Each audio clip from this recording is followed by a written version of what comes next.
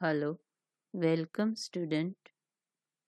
Standard 9th Gujarati Second Language Poem 22 લઘુ કાવ્યો સાહિત્ય પ્રકાર લઘુ કાવ્યો કવિ હસમુખ પાઠક રાવજી પટેલ મુક્તક કવિ પરિચય નામ હસમુખ રતિલાલ પાઠક જન્મ 12/2/1930 કવિ સર્જન કાવ્ય સંગ્રહ નમેલી સાંજ વાર્તાઓ માં દીકરો રાત્રિ પછીનો દિવસ કવિ સર્જન અનુવાદ વસ્તુનું મૂળ અને બીજા કાવ્ય જાપાનીઝ નાટિકા ટ્વિનાઇટ સારસીનો સ્નેહ અનુવાદ કાવ્ય પરિચય આ લઘુકાવ્યનો સાહિત્યનો પ્રકાર મુક્તક છે ને આ મુક્તકમાં મહાત્મા ગાંધીના જીવનનો ખરો સંદેશ લાઘવથી પ્રતિકાત્મક રીતે વર્ણવ્યો છે. ગાંધીજી આખું જીવન સતત કાર્ય કરતા રહ્યા હતા. તેમણે કદી પ્રમાદ કર્યો નહોતો. એવા ગાંધીજીની સમાધિને ફૂલોથી ઢાંકી તેમને સુવડાવ્યા છે. તેવું જોઈ લેખક વ્યંગ રૂપે ગાંધીજીના કર્મમય જીવનનો મહિમા પ્રગટ કરે છે. મુક્તક છે હસમુખ પાઠક અને મુક્તકમાં રાજઘાટ પર ગાંધીજી જ્યારે સૂતા છે ત્યારે જે રીતની પંક્તિ આપી છે એ પંક્તિમાં ખૂબ ટૂંકમાં પણ ગાંધીજીના જીવનનો ખરો સંદેશ આપેલો છે. જેમ કે આટલા ફૂલો નીચે ને આટલો લાંબો સમય ગાંધી કદી સૂતા નથી. જો બહુ નાનું બે જ પંક્તિમાં વર્ણન કર્યું છે, પણ આ ખાલી બે પંક્તિનું વર્ણન છે. એમાં ગાંધીજીના સમગ્ર કર્મમય જીવન કે જે એણે પોતે પોતાના જીવનમાં સતત કાર્ય કર્યું છે એના તરફ નિર્દેશ કરે છે. કવિ કહે છે કે આટલા ફૂલો નીચે અને આટલો લાંબો સમય, આટલા ફૂલો નીચે ને આટલો લાંબો સમય, આ બે શબ્દમાં આટલા ફૂલો નીચે એટલે કે આવી રીતે વૈભવશાળી જીવન કોઈ દિવસ ગાંધી જીવ્યા નથી. અને આટલો લાંબો સમય એટલે કે આટલો લાંબો સમય ક્યારે એણે આરામ કર્યો નથી.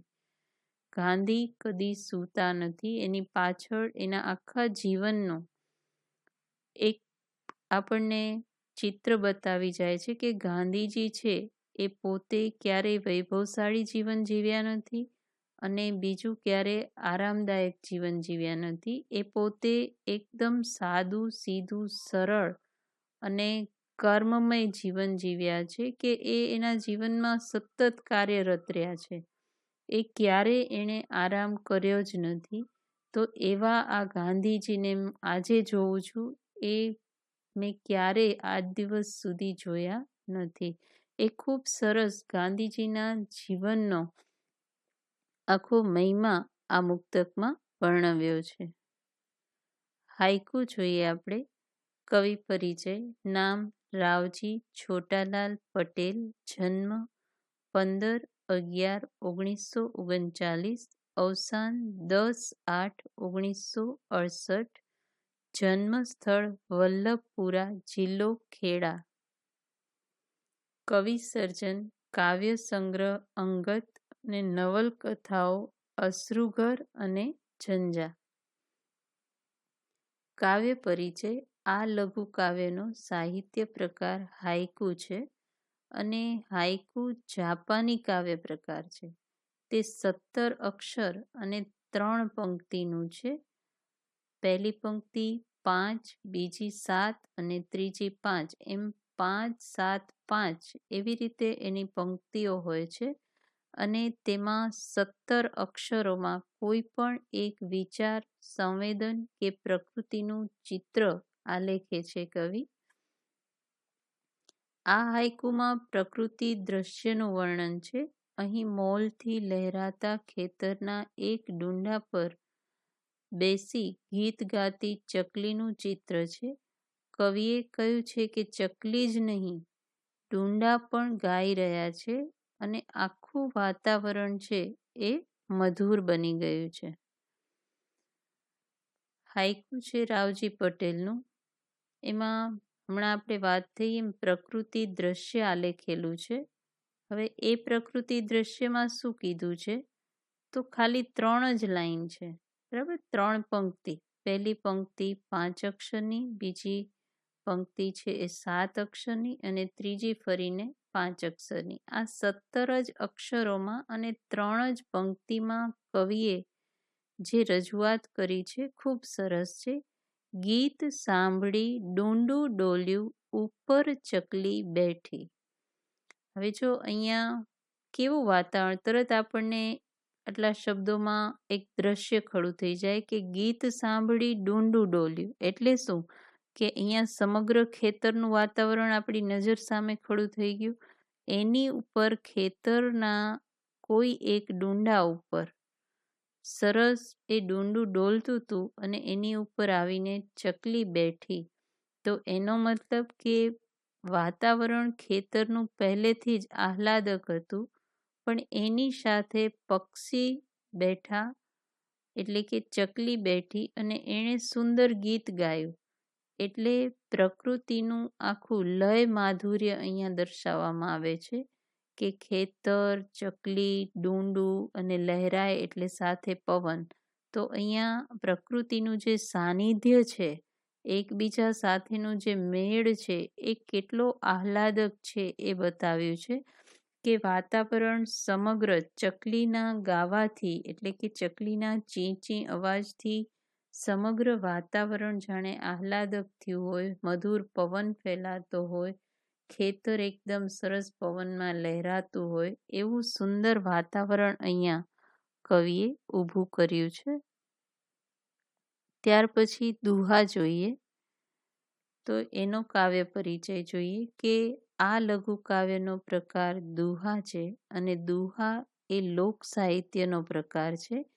જગતમાં અલગ રસ્તે ચાલી અને અલગ કેડી કંડારનારા વીરની વીરતાનો અહીંયા મહિમા ગાયો છે, જે કોઈ પણ પ્રકારની પ્રસિદ્ધિની ખેવના વિના દાન કરે એ ખરેખર મહાન છે.